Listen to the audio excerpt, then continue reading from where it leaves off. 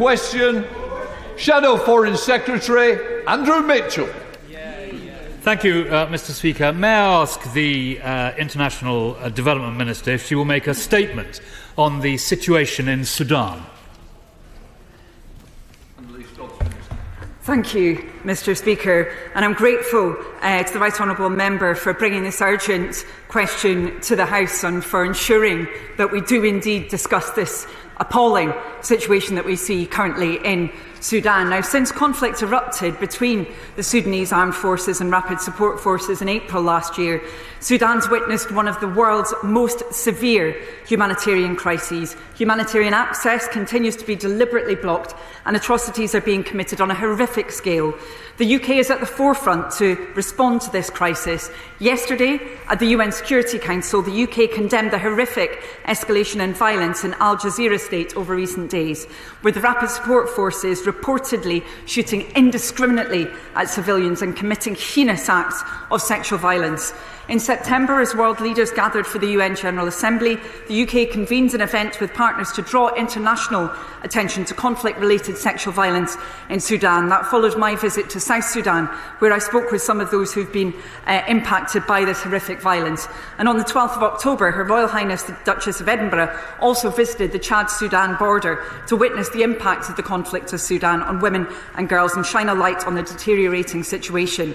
On the 9th of October, as co-leader of the UN Human Rights Council Core Group on Sudan, the UK led efforts to extend the mandate of the independent fact-finding mission on Sudan. This mission is vital for documenting human rights abuses. And most recently, on the 18th of October, the UK led a joint statement with 10 other donors condemning the obstruction of aid and calling upon the warring parties to comply with obligations under international humanitarian law. In conclusion, Mr. Speaker, I also want to underline that this year the UK has provided £113.5 million in aid to support those who are fleeing violence in Sudan and those who fled to neighbouring Chad, South Sudan and Libya. Thank you. Self Foreign Secretary Andrew Mitchell. Thank you, Mr. Speaker. The war in Sudan represents the largest humanitarian crisis, largest hunger crisis and largest displacement crisis in the world, but it has been almost entirely neglected because of the crises in the Middle East and Ukraine. In the 18 months since hostilities erupted, tens of thousands have been killed, more than 10 million people displaced. Horrifically, Mr. Speaker, this winter 13 million faced death by starvation. We are witnessing a continuation of what the Janjaweed, the murderous militia now restyled as the RSF, started in Darfur 20 years ago. This is a deliberate strategy to destroy a population based on their identity. Crimes against humanity, Mr. Speaker. More than 1 million people in El Fasher, North Darfur, are at immediate risk. Britain, as a member of the Troika and through many other actions, has been active. But as penholder on Sudan at the United Nations Security Council, and with our deep Sudanese historic connections, the UK has a special responsibility to accelerate international efforts to find a solution. Events are not moving far enough or fast enough. Where is the responsibility to protect a policy endorsed by the whole United Nations in this dreadful catastrophe? What steps is the Foreign Secretary taking to ensure the international community lives up to its obligation under the responsibility to protect framework? Mr. Speaker, we have seen how contentious issues on the global stage often spill over into domestic discourse. But the debate on Sudan has been muted. There are no protests in the streets, no mass public social media campaigns. News coverage has been sporadic. The government yesterday announced that it will be match funding the Disasters Emergency Committee Middle East appeal. Can she confirm today that she will do everything she can to support the launch of a DEC appeal on Sudan as soon as possible? The British public are one of the most generous, and I'm certain that with greater awareness, many will dig deep to help, both in humanitarian terms and in calling for urgent international action. As Christmas approaches, Mr. Speaker, from the comfort of our homes, we are going to witness, in a world of plenty, the hideous spectre of mass starvation. Urgent is an understatement, Mr. Speaker. We must do more and act now. Thank you, Mr. Speaker. And the new government is absolutely determined not to neglect this crisis. The word he just used, Mr. Speaker, was hideous. That truly is the case. When I spoke with some of those who had come back in to South Sudan from Sudan, I learned from them, including children who had effectively had to fend for themselves for many days, wading through flooded water, barely alive, frankly, by the time that they actually got to South Sudan. And I heard from them about the need to make sure that the UK government does all that it can to stop this horrific conflict, where we see, of course, the two sides really out ultimately for themselves, most definitely not for the people of Sudan who are being held ransom because of this. Now, he asked about the situation in Al-Fasher, rightly drawing attention to that. He will know, of course, that keeping that Adre border crossing open is absolutely imperative, that we should no longer see any restrictions on aid. The border must be kept open. There shouldn't be additional impediments placed there. He talked about our special responsibility, and that is certainly one that the new UK government feels very strongly indeed. We are doing all we can within the UN and bilaterally as well to make sure that the UK is providing leadership on this horrendous situation. The Foreign Secretary, I know, has raised this repeatedly, so have I, in a whole range of different contexts, including, as I said, bilaterally and multilaterally as well. He referred to the links that the people of the UK have with Sudan, and in that regard I would just mention the fact that while he rightly said there have not been protests on the streets, there are Brits up and down our country who are working extraordinarily hard to support those in Sudan, particularly through mutual aid groups, who are some of the bravest people that I've ever spoken with, both online since I came into post, and also I spoke with some of those people in Addis Ababa. They really are incredible, providing support for their communities at such a time of need. He lastly mentioned, and I'll conclude on this, Mr. Speaker, the DEC appeal that we, as he rightly mentioned, have worked with broadcasters on to match to £10 million in relation to the Middle East. Of course, any DEC appeal is determined by broadcasters, but certainly we will do all that we can to push to make sure the support that's needed by the people of Sudan will be delivered in a far greater volume than it is currently. Rachel Maskell. Mr. Speaker, my right honourable friend says that she's doing all she can, both at the UN and with bilateral partners. However, this horrendous situation is unfolding day by day. 10 million people displaced, 20,000 people killed, 33,000 people injured, and it's getting worse. So can she say exactly what she is doing and how she is deploying the UN General Assembly, particularly with us being a penholder, to ensure that we bring this horrendous situation to a close? Thank you, Madam Deputy Speaker. I'm very grateful to my honourable friend for asking for more specific detail on this. She is right to emphasise the magnitude of this crisis, the world's largest displacement crisis, and now also, as we see very disturbingly, the largest crisis of food insecurity in the world. Specifically when it comes to the UN General Assembly, which she asked about, we made sure that the UK convened an event with partners specifically to draw attention to conflict-related sexual violence in Sudan. I also ensured that I was working with partners to hold a meeting on the Sudanese humanitarian situation. This is something we're working on right across all of our ministerial teams within the Foreign, Commonwealth and Development Office, and rightly so. I now call Liberal Democrat spokesperson Monica Harding. Thank you, Madam Deputy Speaker. 25 million people urgently need assistance in Sudan. Over 10 million have been displaced from their homes. Will the Minister affirm that attaining a ceasefire in Sudan is a diplomatic priority for the UK? The UK is the penholder at the UN Security Council on Sudan and assumes the presidency of the Council from Friday. Last night, I met with the former civilian Prime Minister of Sudan, Dr. Abdallah Hamdok, who is president of the Broad Civilian Front, Tagadum, and he is pushing for safe zones for civilians. Will the UK sponsor a new Security Council resolution to include this, designating no-fly areas for aircraft and Iranian drones and upholding responsibilities under Resolution 2417? Will the government look to increase the capacity of its mission in Sudan as a practical means of support? And will the government also further increase UK humanitarian assistance, including support for the UN appeal for Sudan, which has only received half its target funding? Thank you, Madam Deputy Speaker. I'm very grateful to the Honourable Lady for an incredibly important point. First of all, she is absolutely right to underline the fact that we must see an end to hostilities. As I mentioned in my response to the Right Honourable gentleman a few moments ago, the two warring parties both appear to believe that they can win this war. They're continuing their hostilities, but the impact of that on the civilian population is extreme. As we mentioned before, the highest levels of displacement anywhere in the world, the highest levels of food insecurity. There must be an end to hostilities, and the UK government is doing all it can to advocate for that.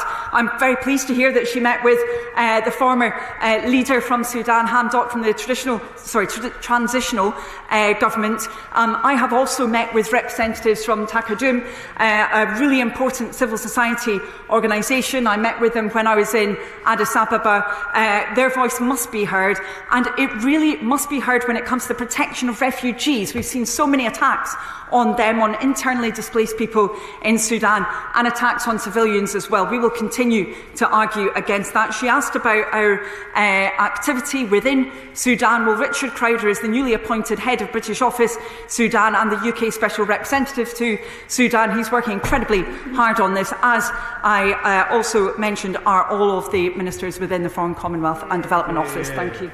Laura Kirk-Smith. Thank you, Madam Deputy Speaker, and I'm grateful to the Minister for updating us on her work. Of course, the violence continues in part because the warring parties have their sponsors in the region, including Iran and the Gulf. Can I ask, what efforts is the government taking to work with these regional sponsors to encourage de-escalation and secure a ceasefire? Well, I'm very grateful to my honourable friend for mentioning this, and she has considerable experience in the area of humanitarian need, and we have been extremely concerned to see the situation, for example, that was revealed within the panel of experts report in January 2024 around external engagement. Now, I have said from the dispatch box before, and I will say again, the only reason for another country to be engaged in Sudan currently is to help provide humanitarian support. That is the only reason why there should be external engagement, and we will continue to make that argument very strongly indeed. Sir Julian Lewis.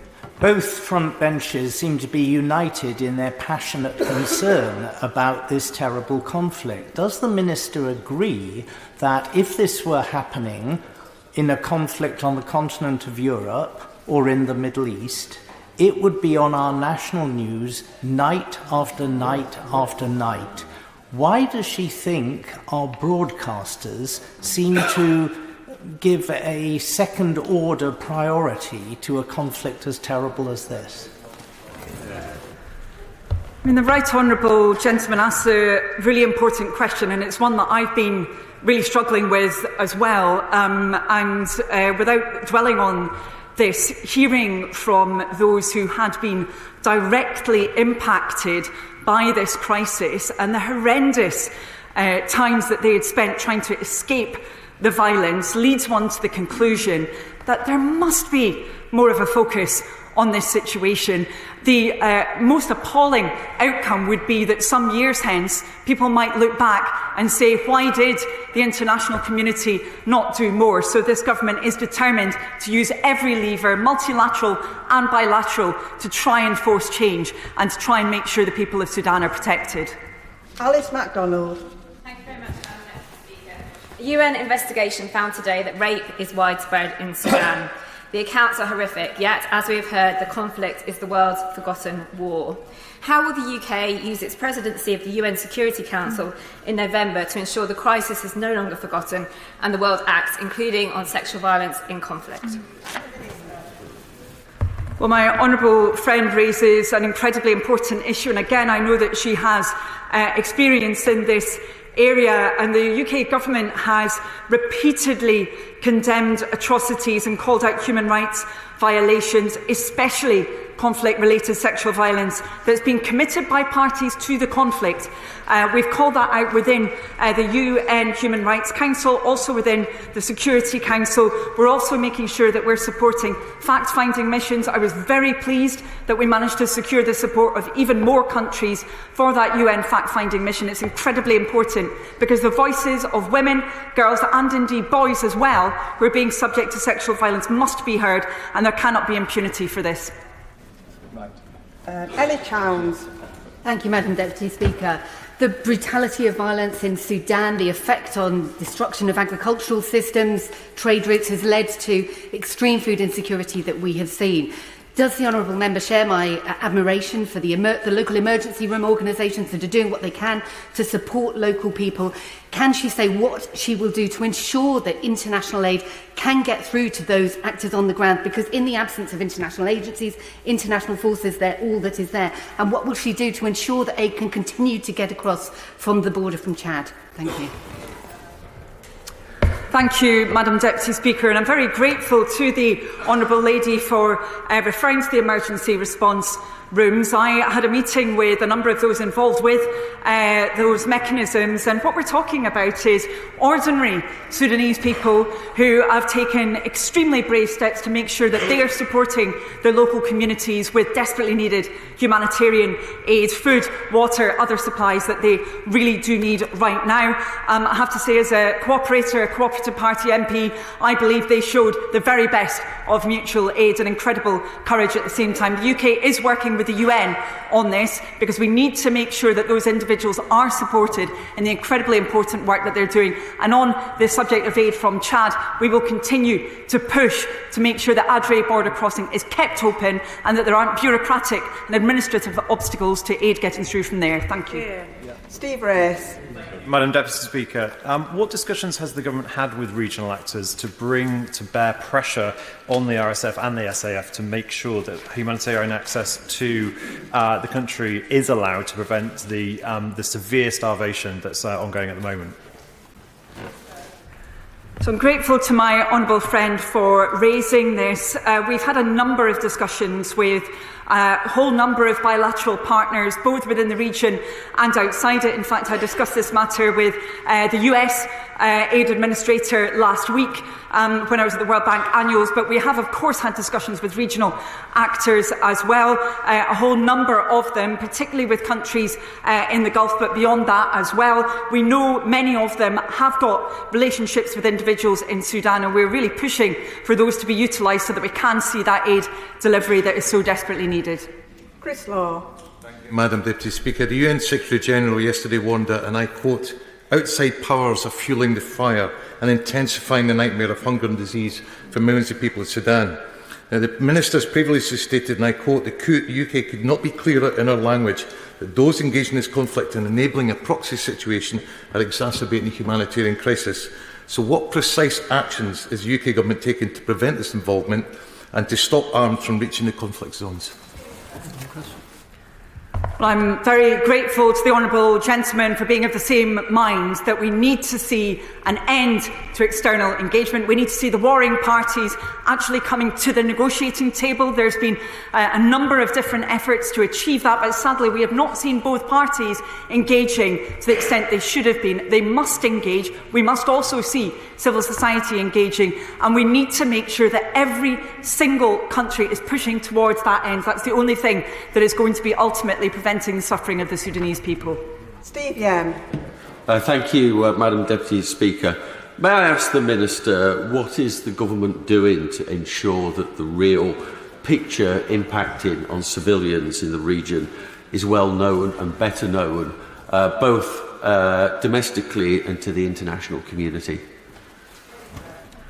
Well, I'm very grateful to my honourable friend for raising this, because it really is important that we do get as accurate as possible a picture of what is taking place, including human rights violations. We are supporting the Centre for Information Resilience, which is a research body that's gathering open source evidence about the ongoing fighting in Sudan. But as I mentioned earlier, we also pushed very hard to ensure that there was support for the UN's fact-finding mission. I was very pleased that we saw African nations backing that, a whole number of different countries backing that. We need to make sure that neutral information gathering approach is really intensified so that we get that accurate picture. Jim Shannon. Thank you, Madam Deputy Speaker. Can I thank the Minister very much for her response? It's very clear to the House that the Minister is doing her best to try and find solutions to the questions that we're asking. The escalating violence in Sudan, Gazera State, where recent attacks by the rapid support forces have reportedly led to some 124 civilian deaths, widespread atrocities, including the targeting of ethnic and religious communities. In light of these events, which have led to the displacement of some 11 million people in Sudan, how is government working with international partners to safeguard freedom of religious belief for the fleeing religiously and ethnically motivated violence? And what immediate actions have been taken to ensure access to safe passage, humanitarian aid and protection for Sudanese civilians facing persecution, especially those from vulnerable religious communities? Thank you so much. Well, I'm very grateful to the honourable gentleman for raising this incredibly important issue, and one of so many tragic developments that we see in Sudan at the moment is the fact that under the previous transitional government that we referred to a few moments ago, there was actually considerable progress around freedom of religion and belief. We saw, for example, that apostasy was decriminalised, Christmas was made a national holiday for those who wish to celebrate it, and so forth. There was a lot of progress there. We have not seen so far a significant increase in specific targeting of or discrimination against any religious minorities because of their belief, but we will keep that very closely under review, and we are aware the broader human rights situation has clearly been very disturbingly deteriorating. We now come to the next urgent question.